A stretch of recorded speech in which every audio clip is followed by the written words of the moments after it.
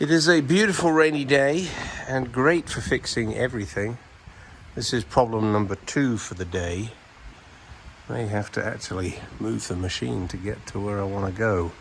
But since the day I purchased this, and yes, it's a Cat 315B, wonderful machine, works fantastically, but since the day I bought it,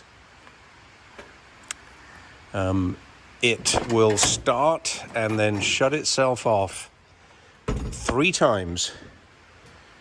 Yes, I'm going to have to move the machine to get the door open. 3 times before it will run, and of course then it'll run all day long. And I've never figured out why. I've assumed intermittent wiring problems. I've assumed fuel shut-off solenoid.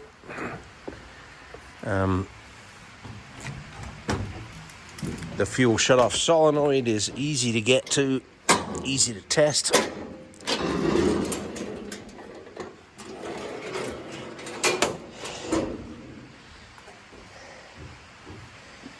Fuel shut-off solenoid is right there at the top, just underneath the throttle. It's this thing here.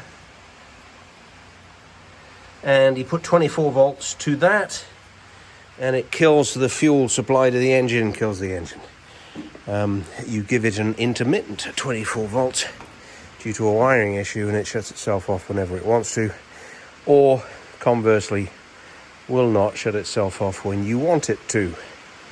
So what I've had to do, and I've had this problem for 10 years, is I adjust the idle down very low, so that when I turn the key and the throttle control solenoid and motor bottom out, it doesn't quite have sufficient juice to idle, and it effectively stalls itself. But it's a smooth, easy stall at very low RPM. So I've not been too worried about the intermittent shutting down of the machine. So with a correctly operating fuel shut-off solenoid, you should hear a very positive click over and above the engine noise. It's easily recognized once you know what it is. You hear it click when you turn the key on, and you hear it click when you shut the key off. And it's the lack of click when you shut the key off that it has done for a long time intermittently, so it's driven me a little nuts trying to find it. What I have discovered is the fuel shut-off solenoid is controlled by a timer relay, which is this guy. So once you realize that, what it does is you shut the key off and it disconnects the fuel for a certain number of seconds. I think it's 5 seconds, and then resets again, ready for a restart. So this isn't just a relay, it's a fairly complex piece of electronics with a fairly heavy juice that goes off to the relay. Pinning this thing out, I found that it had 24 volts where it was supposed to have and when it was supposed to have, but it was not giving out 24 volts where it was supposed to, which is on these 2 heavy-duty pins. It would every now and again, and then most of the time it would not. That relay is in with all of the other relays, left-hand side of the machine, in the relay panel. So I'm going to take that panel off.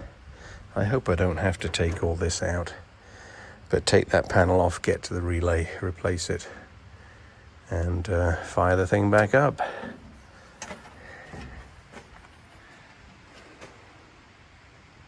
Well, good news is that the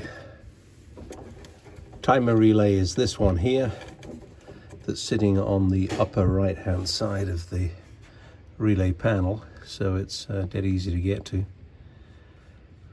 And I don't have to disassemble more than just take the front panel off the relay cover. Just held in with two Phillips.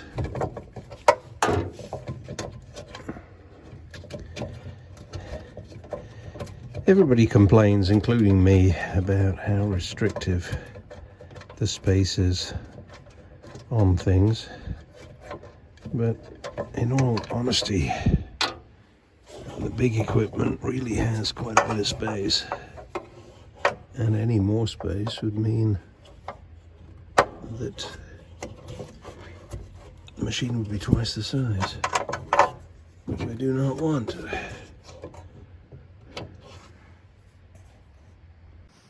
Well, it looks like the right unit, so good news. Numbers match. Looks the same, which is always a positive thing.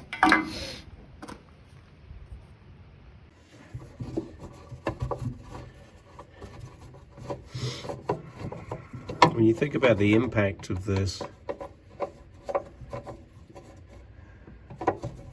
which is, machine will not shut off occasionally.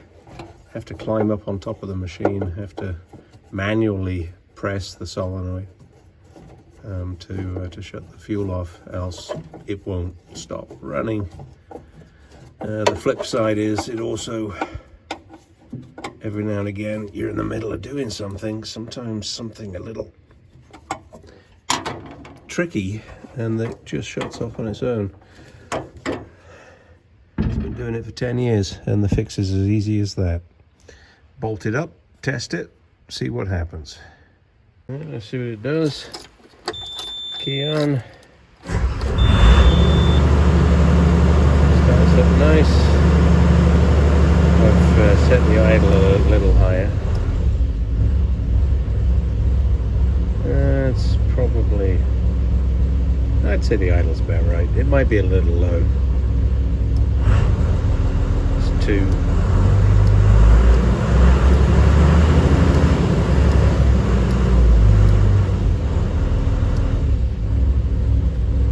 I tend to like that, but I might notch it up just a little bit. But anyway, when I turn the key off, it should shut off, which it does. There you go, end of the fuel shut off solenoid timer relay issue. It's amazing to think that one would put up with an issue for 10 years when it just takes a rainy day and half an hour's work and everything's good. I'm gonna kill the battery, disconnect, because I don't need the machine for a while, and 2 problems fixed. Nice successful day.